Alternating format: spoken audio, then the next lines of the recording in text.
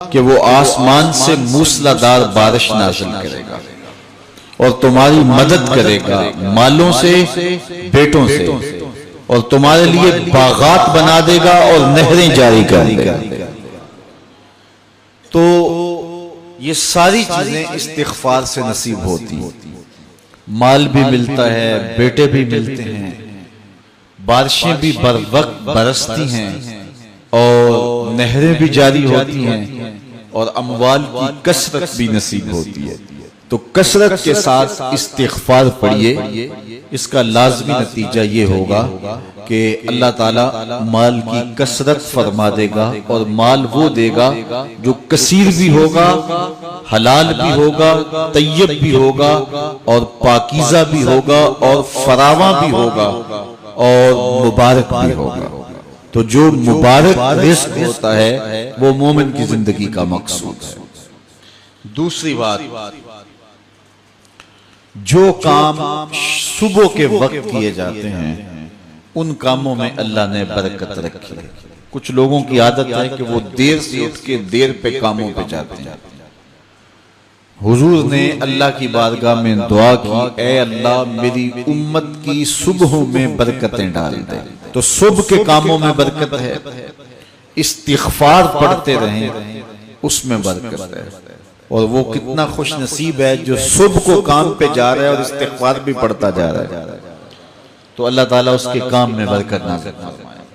तीसरी चीज, जब अल्लाह ताला जल्ला शानहू अता करे तो उस पर शुक्र करे।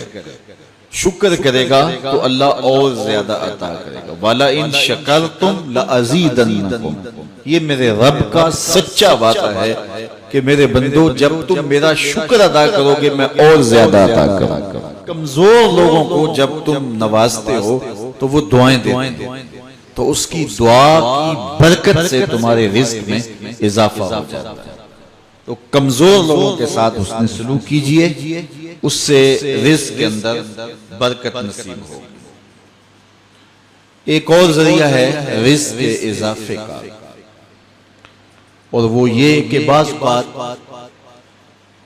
आदमी किसी और को भी उसमें शरीक कर लेता है। कमाई वो नहीं करता लेकिन उसको वो साथ अखराजात में शरीक करता है। उसकी एक उम्दा मिसाल हुजूर के जमाने में इस तरह पेश आई कि एक सहाबी ने हुजूर की खिदमत में आके शिकायत की कि हुजूर काम काज मैं करता हूं और ये जो मेरा भाई है ये काम काज नहीं करता।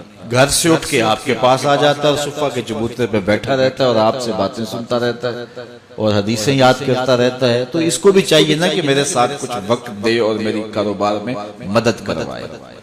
अल्लाह अकबर। तो उसने हुजूर से ये शिकायत की आके अपने भाई की। तो हुजूर ने इरशाद फरमाया, शायद तुझे भी रिज़्क़ इसके सदके से मिल रहा हो। तो इससे उलमा ने एक बात बयान की है। वो कहते हैं कि ये जो तलबाए दीन होते हैं अपने रिज़्क़ में उनका हिस्सा शामिल कर लो। हो सके तो अपना भाई या अपना एक बेटा वक्फ कर दो जो दीन पढ़े, और तुम उसकी जिम्मेदारियां अपने ज़िम्मे ले लो।